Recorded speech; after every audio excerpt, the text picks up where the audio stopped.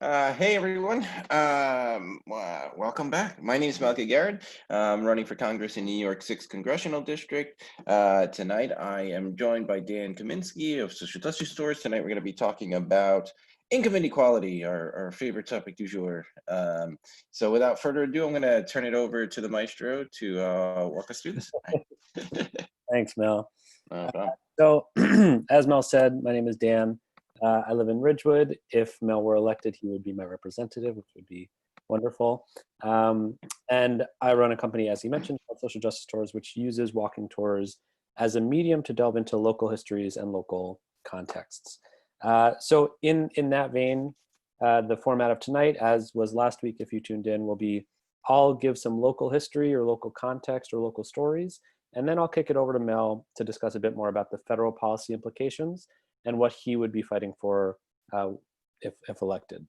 So today's topic, as Mel mentioned, income inequality and specifically economic issues overall. So the place I want to start, which will have really clear parallels, is the crisis in New York City in the mid-1970s and the bankruptcy. And this is probably the longest I will talk straight, and then it'll be much more question answer. But I think that this history is one of the most important histories in the modern era of New York City to understand, especially when we're talking about income. So it is a place I'd like to root us. So the context, before I jump into the story, is that from the 1940s to the 1960s, post-World War II, New York City really resembled, I'd say, a social democratic state. So meaning we had 22 public hospitals at the height. We had very low-cost mass transit, public housing. We had free public daycare for all New Yorkers. CUNY, the City University of New York, was completely free. Higher education was completely free for all New Yorkers. We had extensive rent control, extensive rent regulation laws, and so forth, right? So we had a pretty strong fabric of social democratic ideas, and that's how we were running New York for several post-war decades.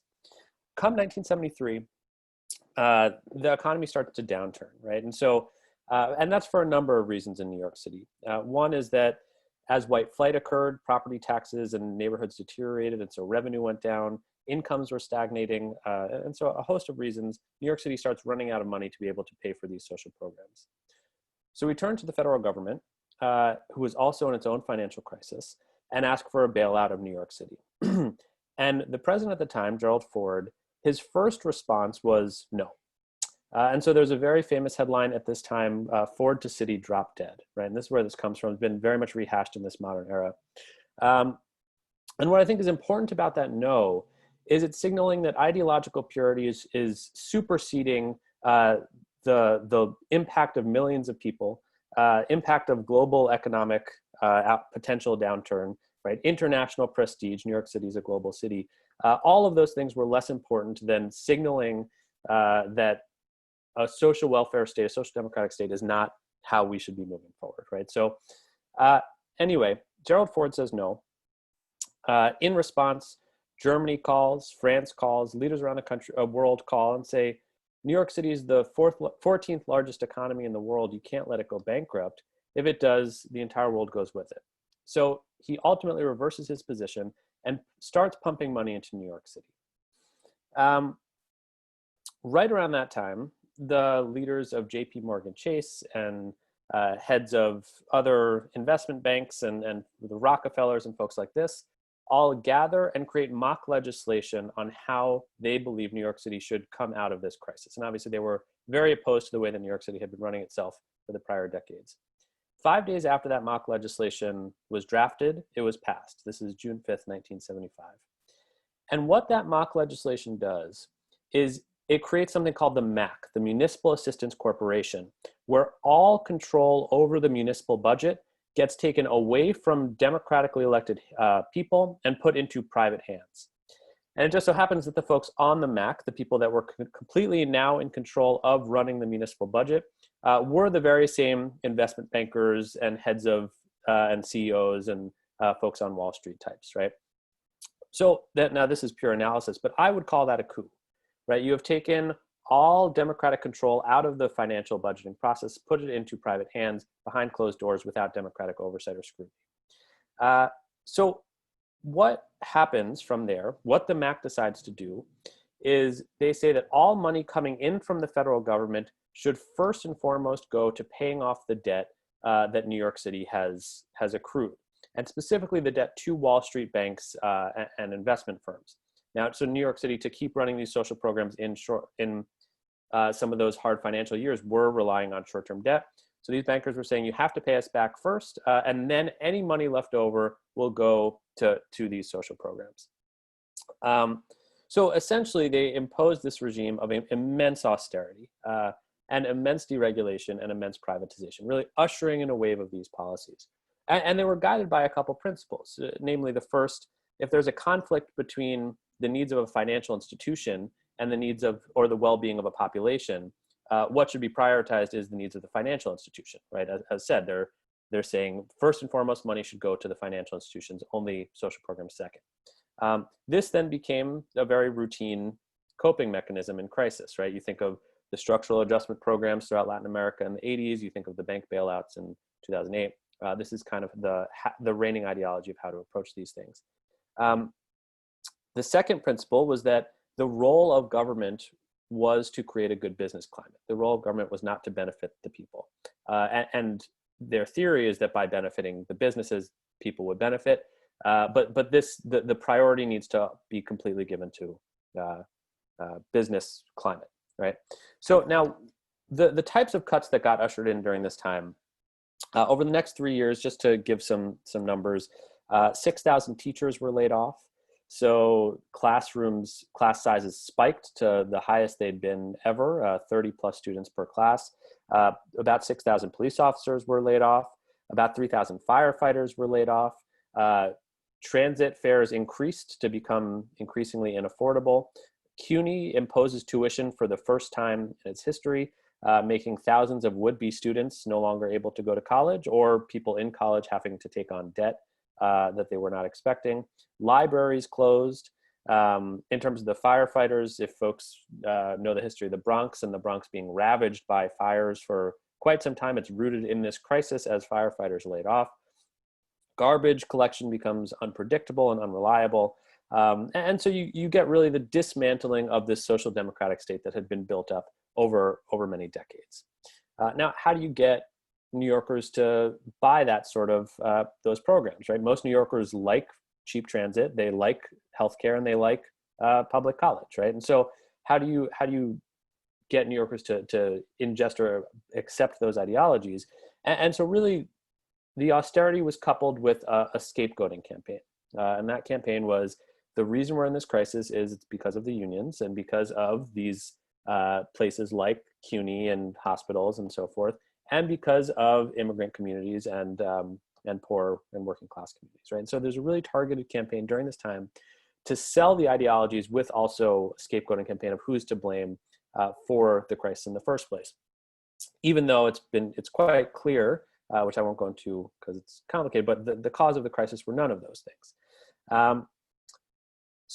And what's important about this story is that, so to zoom out globally a little bit, 1973 in Chile, September 11th, 1973, tanks roll down the street and there's a coup, oust a democratically elected socialist-leaning leader, Salvador Allende, with US funding and US support and all of it, and put in Augusto Pinochet. And Augusto Pinochet, 1973, inputs very similar economic policies, right? Austerity, deregulation, et cetera, and New York, 1975. So these two things are happening very different ways, but similar ideologies are being imposed. And they're some of the earliest test cases in these sorts of neoliberal ideologies. 5 years later, we then get to the national stage of Reagan coming into the White House, pushing the exact same economic ideologies, using the exact same scapegoating that had worked in New York, and then we get Thatcher, and the rest is history, right? But really, New York City is some of the earliest test running that we have with these sorts of cases. So it's a really crucial history to understand our current global international order, as well as understand the way that New York City has been now for several decades. So I'm starting there. I also want to, with that history in mind, the results of this have been widespread and really a lot to talk about. But the one that I'll zoom in here is income inequality. So here's a graph on income inequality in this neoliberal phase, right? Since these sorts of austerity measures have come into place within New York. Ideally, this graph would begin in 1970, and ideally it would go till today. So it's it's not a completely full picture, but you get the idea. And there are three lines here, really tracking the as these sorts of austerity measures and privatization, deregulation measures have been input, what's happened to income inequality. So we see in 1980, and what this graph is, sorry, one more thing is, it's the top 1%. It's the income that the top 1% of income earners, the share of wealth that they have. So we see the United States is this bottom line, right? It's gone steadily up. The middle line is New York State. And then the top line is New York City, right? Outpacing all three of them somewhat significantly. Another way to put this is there's a social scientific measure called the Gini Coefficient. The Gini Coefficient says that if it's 0, that means everyone has the exact same amount of wealth. If you have a Gini Coefficient of 1, that means one person has all the wealth and everyone else has 0. So just to give a number of countries like Sweden and Denmark and Norway are at about a 0.28, give or take. The United States is currently at a 0.48, and New York City is at about a 0.58, right? So we're seeing really the extremity, depending on how you're approaching the economy, of these results. So with all of that, with that history, which again, I think is quite important. I've talked about that for an hour before, but I'm doing it quick and dirty here. So we know after COVID, there's going to be, and there already are, forces pushing austerity as the solution to the coming, and really doubling down on those solutions to the recession. So I'd love your thoughts here on just the best approach to the economy post-COVID, especially in a way that prioritizes the needs of poor and working peoples throughout the country. Yeah, absolutely. It's funny because the minute you said austerity, it just the first thing that came to mind was just Mitch McConnell in the news today already, like, oh, we can't spend anymore, which is a misnomer, right? They're going to be ready to spend when it comes to Wall Street, just like you said at the beginning, who always seem to be the beneficiaries. Which is ironic considering that you always hear so much pushback from the right, and even from the moderate Democrats that talk about, oh, like, we can't redistribute wealth. And I'm like, but we're doing that anyway. We're just shuffling it to the top 1%. Let's not pretend that that's not the case. And it gives me great pause and sort of worry, because even sort of the establishment Democrats right now seem to be negotiating against themselves before they even move forward with any type of the next stimulus package, right? They're taking a bill that's going to be dead on arrival in the Senate, and they're not even asking for the full bore of what's necessary. For me, especially with what we're seeing happening right now with COVID, Medicare for all has to be our number one priority. In the words of Bon Jovi, it's now or never. And I can't reiterate that enough, because the argument has always been, and I am going to pick on the Democrats a little bit tonight, but the argument has always been, America's not ready. The time's not now. Like, a little bit, we're like, I don't know what the conditions are that we've been waiting for, but if it's not when you have millions of people losing their health insurance, millions of people that are now going to go bankrupt on top of their pre-existing financial crisis, and walking into a potential depression, and we're not going to guarantee healthcare for every single American in the richest country in the world, then it's never going to happen.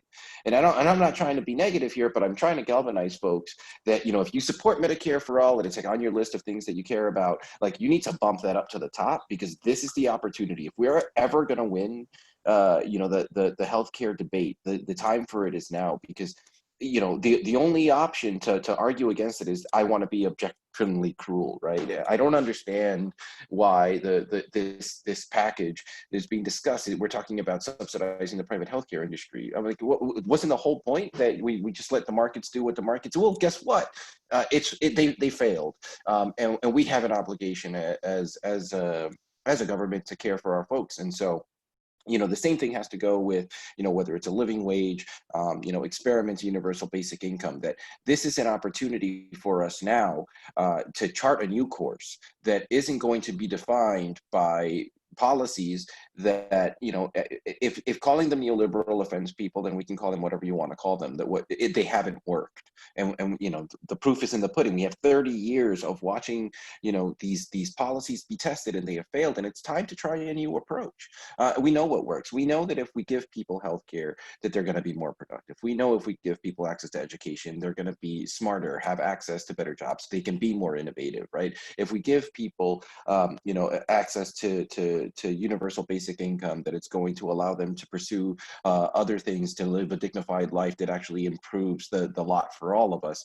So now is really the opportunity to let go of this austerity stuff, and let's stop meeting them halfway on nonsense, because the halfway point is always hurting the working class folk, right? The meeting halfway doesn't make sense when the other side's goal is pretty much to let everyone fend for themselves, and that we can see that. That's not hyperbole. When we see the federal response to COVID, it's like, oh, let the states figure it out, even though it's the federal government's response to coordinate the state responses. Then we know what the end game is. That we're talking about reopening the economy when Jeff Bezos isn't going to go pick packages in some warehouse, right? It's someone that's making below minimum wage probably, or making like $12 an hour, or whatever the case may be, that are going to bear the brunt. So we now know. We've seen the policy failures. Let's stop repeating the same mistake. It's insane, right? And let's start lifting up our working communities. We know what the policies are, and we can make them work, and now's the time to do it. So you say we know what the policies are. You mentioned universal basic income, which I want to pause and talk about later, and Sure. healthcare. Are there, and universal healthcare is a centerpiece of your platform? Are there other things that you have in mind? Yeah, I mean, look, obviously affordable housing, right? I mean, that has to be at the top of the food chain. We got to get rid of the Fair Cloth Amendment. The age of real estate sort of being able to call the shots has to go by the wayside. I can't imagine what it's going to look like when we have the economy shut down for so long, when we haven't had relief given to working people. The eviction moratoriums are only somewhat helpful. Like when that time runs out, you're still going to owe all of that rent. So unless we actually cancel rent, unless we actually put money in people's pockets, they're going to be worse off than they were before. And I'd hate to see homelessness be foisted upon folks that were already living on the margins before. But it's we have to be realistic that might be one of the outcomes, because this economy isn't going to bounce back overnight. I'm somewhat pessimistic about where we're headed economically, and that's why these policies, housing, UBI, healthcare, this is what's going to ensure that our folks are able to make it through, and that we come out better and stronger to be able to rebuild after this, because it's going to take all of us to be able to do that. Cool.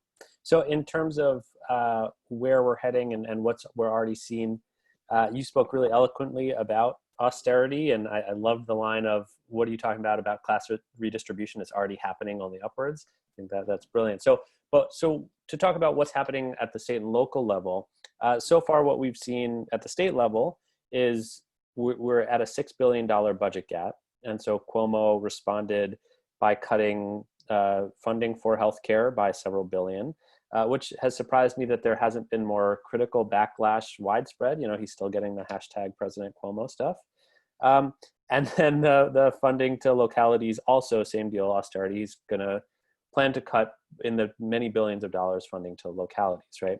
So that's his approach, the same sort of austerity approach that has been taken for decades.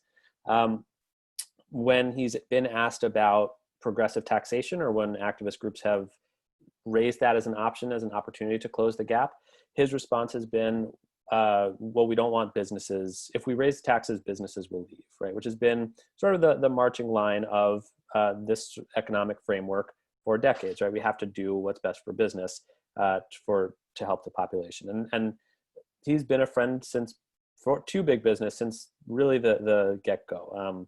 An easy example is Amazon, right? He was very active in courting Amazon, provided them or offered them billions and $3 billion in dollars in tax incentives and so forth, right? So that's at the state level. At the local level, De Blasio is essentially doing the same thing. So here is the most recent plan for the city level. PEG means program to eliminate the gap. So we're looking at about $3 billion of gap. And all these numbers here are numbers cuts of budget cuts, right? So hundreds of millions of dollars getting cut from just about every program, social service that we have in the city. I'll focus mainly on these two though. We have education and health at the top of the list for those that are getting cut, right? So we're seeing 400 something million dollars being cut from the Department of Ed, 20 something million from CUNY, and overall a couple hundred million from healthcare as well, right? So we're seeing the same austerity approach that has been happening in the 1970s crisis has already been emerging today. Now you've spoken about austerity, and I actually want to pivot to the one area that I've seen that actually is not getting a budget cut, which is policing.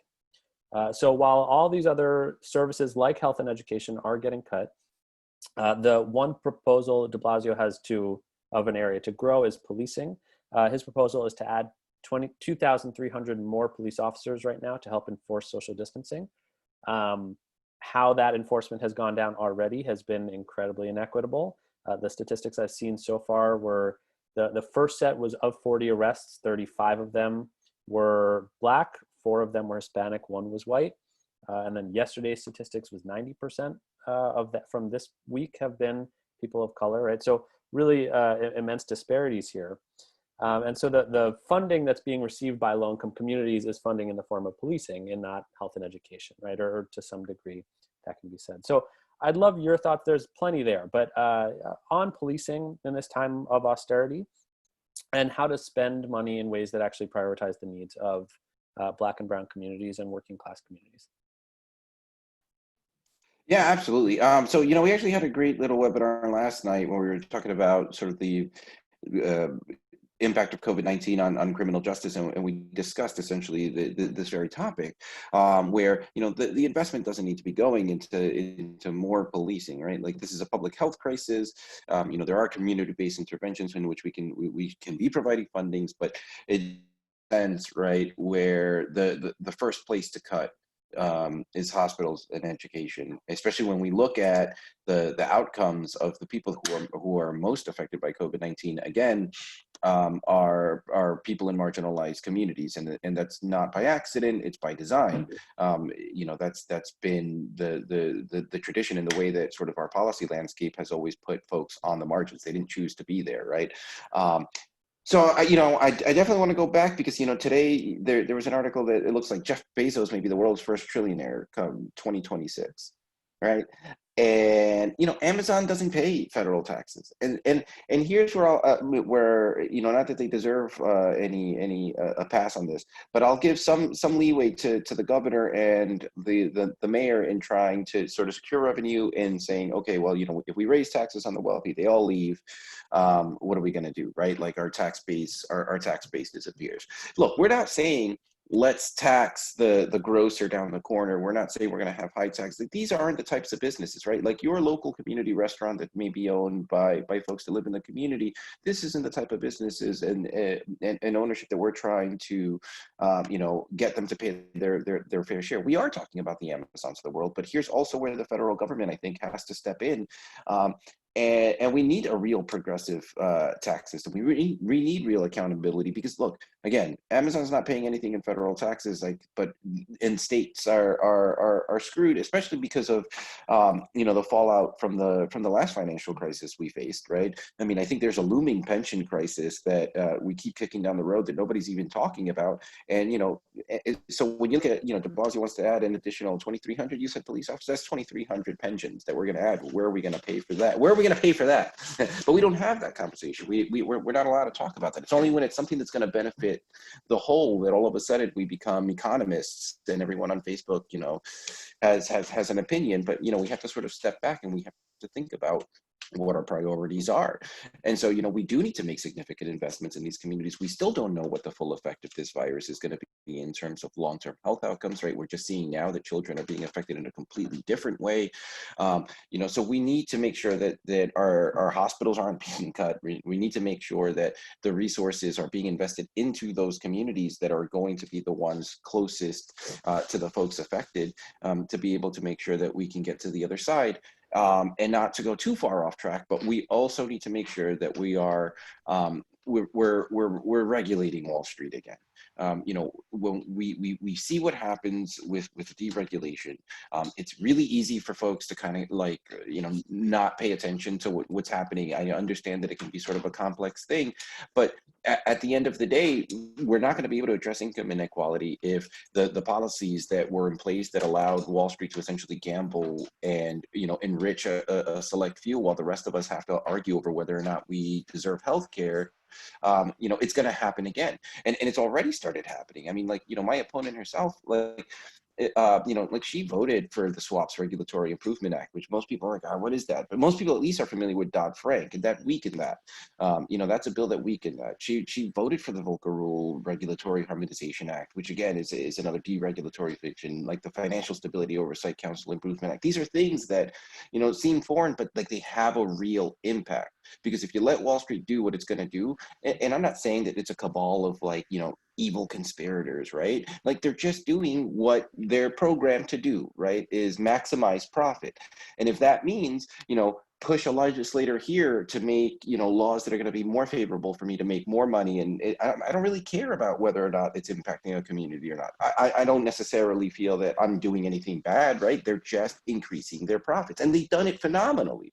And we've had, again, the establishment has sort of helped that along the way. We say that it's compromised, that we need to work together. But again, the end result is always the same, right? Working class ends up bearing the brunt for it.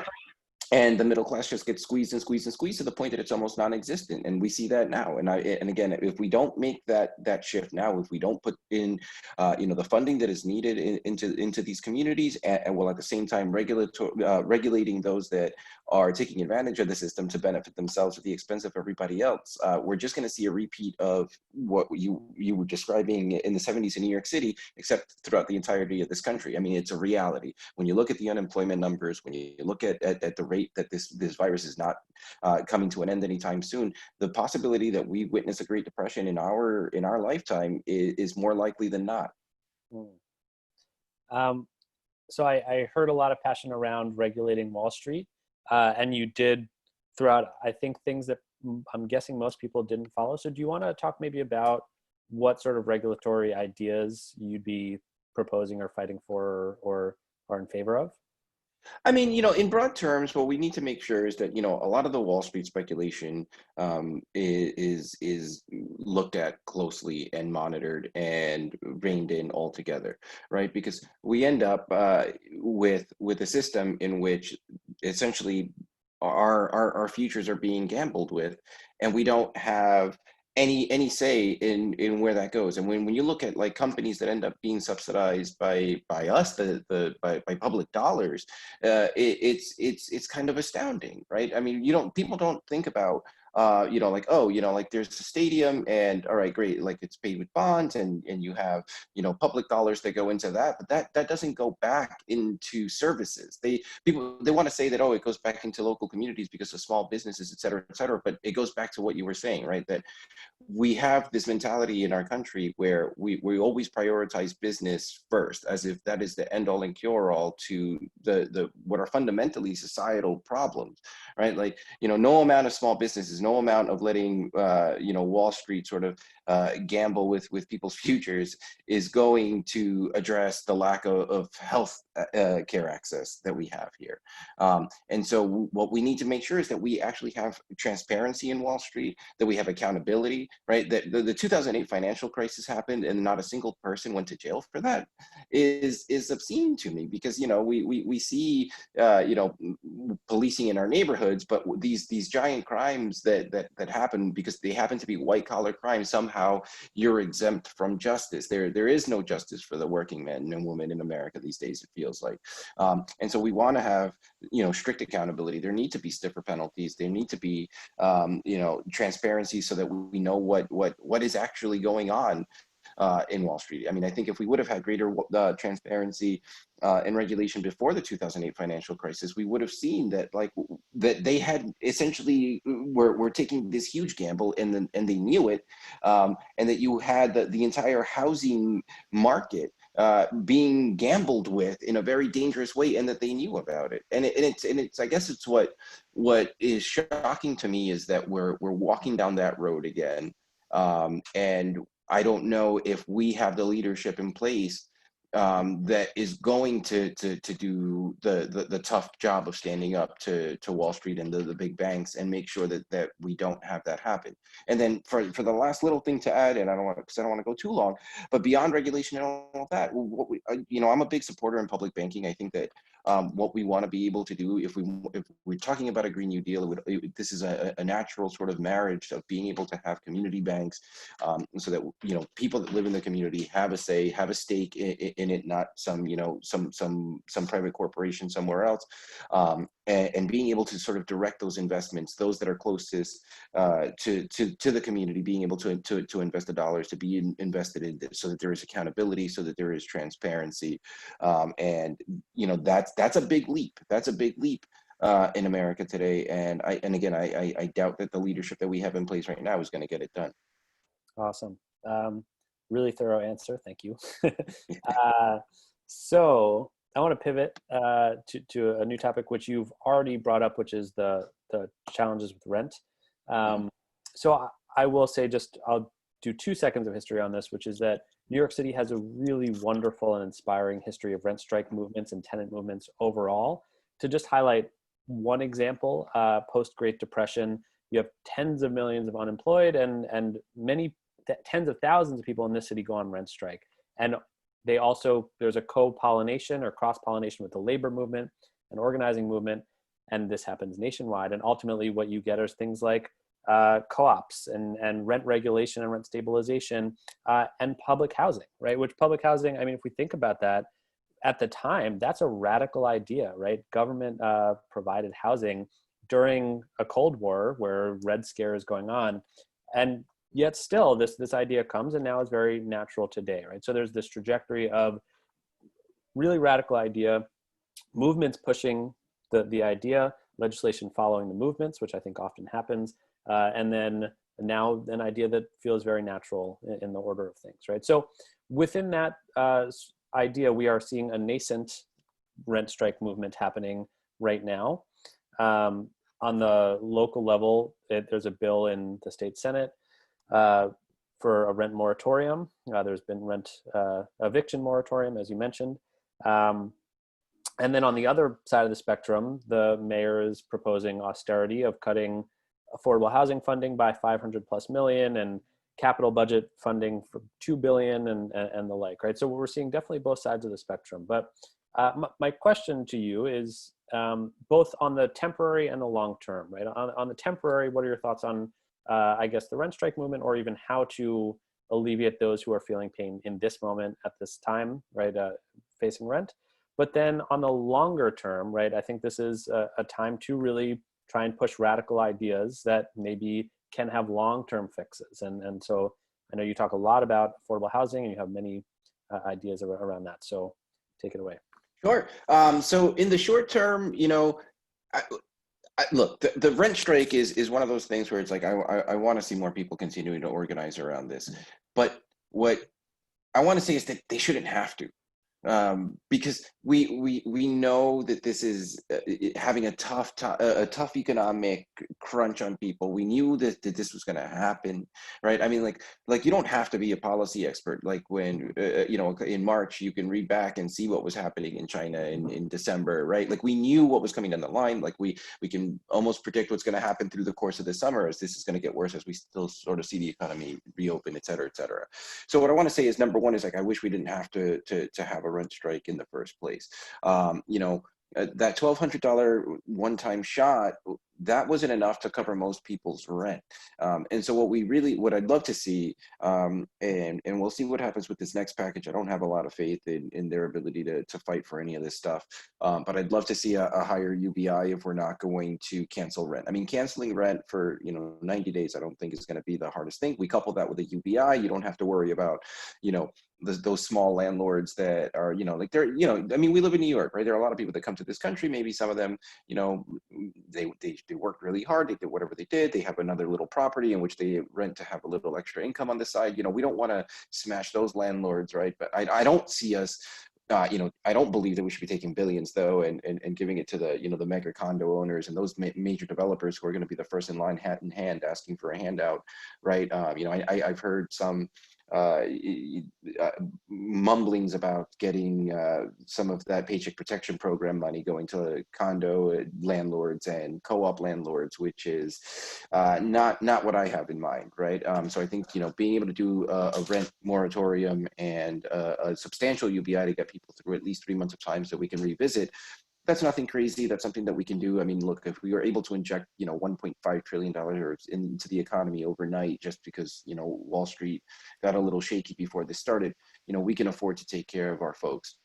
And then secondly, I think now is the time where, there are all these organizers throughout the country that have been working in the housing movement. For folks that aren't familiar with the Homes Guarantee, that's something that we support and would want to see enacted in Congress that would actually, one, lift the Fair Cloth Amendment, which we talked about earlier, repeal the Fair Cloth Amendment so that we could actually build new public housing in America.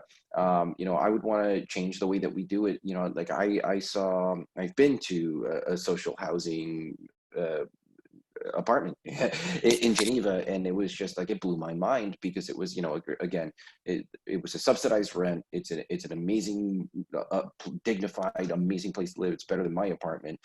This is some crazy radical thing, right? It's there's 2 privately owned apartments in that building, and they pay a little bit more. That helps subsidize some of the rent of the people at the bottom, but it all goes into maintaining this, environmentally sustainable co-op type living place, right? And so I think in America we have a very different idea of what public housing is, because we let that system decay on purpose so that we could keep the real estate industry happy, and we need to re-envision that. We need to completely change the way that we do that. We need to get rid of means testing, because what we've done in America is essentially segregate poverty. It made it impossible for people to escape, and if we're able to eliminate means testing and have a sort of what I like to, solidarity rents, right? Then you can obviously open it up and it makes housing affordable for everybody, right? Because you start sort of competing with the rest of the market. Is going to help drive down prices. Eliminate barriers for formerly incarcerated folks, so that once they get home and are trying to get their life back together, they have an address where they can apply for work, et cetera, et cetera. And it's going to also be a job creation engine. I don't want to sound like, creating jobs, because every politician loves to say that. But like, the reality is, if we can get rid of Fair Cloth Amendment, we can build new housing. I mean, that's union jobs that have to pay a prevailing wage, that will have workplace safety regulations put in place. And this is going to open up an immense amount of opportunity. And we want to talk about a Green New Deal. This is a part of it, because we will be building new housing stock that is sustainable, that can rely on renewables, and we can make a massive investment to make sure that not only do we have deeply affordable housing, but that it is accessible to everybody, and that it reimagines the way that public housing exists in America, so that it's something that everyone wants to be a part of, that everybody wants to invest in and support and take part in. Mm. And to follow up on one thing you brought up, which I was planning to ask anyway, you mentioned UBI a lot. Yeah. I'm wondering so I see essentially the stimulus check as one great experiment in UBI, and that's something you were, as a staple of yours as well. So I'm hoping you could talk about just how you think that rolled out, right? What your thoughts on the rollout of that program was, and UBI moving forward. Sure. Being, if you don't know, universal basic income. Right. And so, Andrew Yang made it famous, right, with his $1,000 freedom dividend. That's not necessarily something that I support. I like to talk about experiments in universal basic income because I think, the way that the country is set up is, it gives us room to play. We have 50 states, and what the federal government can do is allocate the sort of the big pot, and let the states sort of develop their own UBI using this money so that we can see what works and what doesn't work. Like, because there's a couple of things that we want to address. One is the one that the futurists like to talk about, which is the changing nature of work, right? Which is real, right? Automation is real. We're not going to put the genie back in the bottle, right? We're never going to have flip phones again. So like, let's just admit that this is going to be a thing. But like 12% of jobs that end up being the first to be replaced are held by women and people of color, and they are both of those groups are already facing income disparity. And so this is an opportunity for us to try and close that gap, and to be able to find some parity there. HR 40 is a resolution that's in the House that would examine how do we pay for reparations. Hey, I found a way, a staggered UBI, right? Because we can do that. We know where the folks are. We can pay them more, and this is a way for us to be able to do it. And also, I think of it as, and like, here's where the idealist in me comes out, and where, I was a touring musician for a bit, and it became very apparent to me that there's no way that I can ever make this successful, no matter how much of a passion this may be for me. Like, I'm never going to be able to live off of, whatever little Spotify royalties you get or whatever you make on tour. But the reality is this: in this country, we no longer value the arts. Like, if you're not out there hustling to just make money or produce a widget, somehow you have no value. Good luck making it through this quarantine without the arts. Tell me that you haven't been sitting around watching your Netflix and all of this, right? So that there is value, that everybody brings something to the table, right? Everybody is bringing something to the table in this.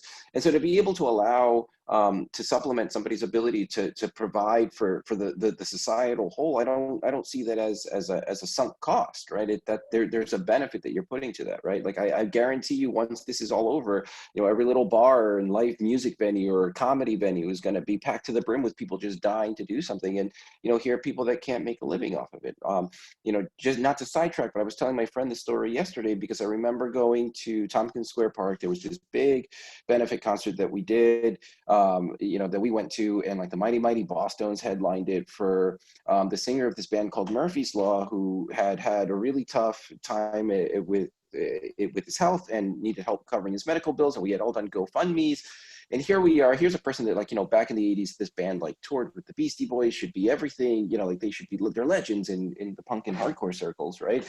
But here we are having to go through these like giant hoops that we have to jump through just so this guy can pay his medical bills. And he's still like a carpenter, right? Like, this is like a working class Queens dude who did everything right, like became this legend, all this stuff. And we still have to go ahead and pay his medical bills. Like, Medicare for all is the answer for that one, right? But if we had a UBI in place, then that hit isn't as hard. We talk about, I've been a stay-at-home dad. This is labor. This is unpaid labor, the waking up, to taking the kids to school, all of this stuff, and there's so much of that isn't valued in this country. And what a UBI does is it acknowledges that. It acknowledges that our society cannot function with all of this labor that happens, with all of this effort that is put in to ensure that our country keeps chugging along. We can't just kind of look the other way. It's time to sort of stop, just buying into that the only value you have in this world is to go to school so that you can go get a good job and like make more money. Like, there's no end game there. So yeah, I mean, that's sort of the sphere of like what I think the role of UBI can be, because again, we're at a point where we hear a lot about the scarcity myth. Like, there is gonna, whether it's next year, whether it's 1,000 years from now, there's going to be a time, right, where our technological might, or whatever you want to call it, will be able to meet the vast majority of all of our needs. Then what does humanity do? What do people do? So we need to be able to take care of them along that way. So I want to ask just one more question because time is winding down. And the question I'll ask is just about undocumented folks. Yes. Oh yeah, for dude, not to go off, but like that's one of the big problems with that $1,200 stimulus. If you don't, you can't even if you have, not the Social Security, the other one, the temporary number, you can't get it.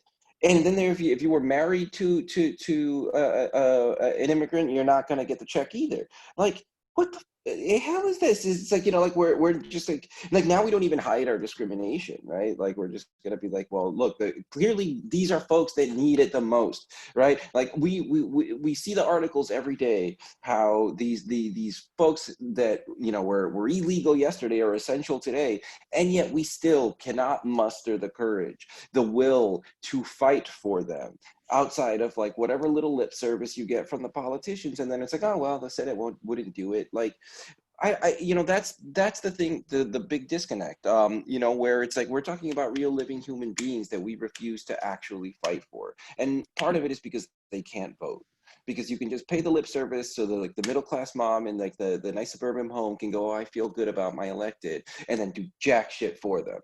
Yeah.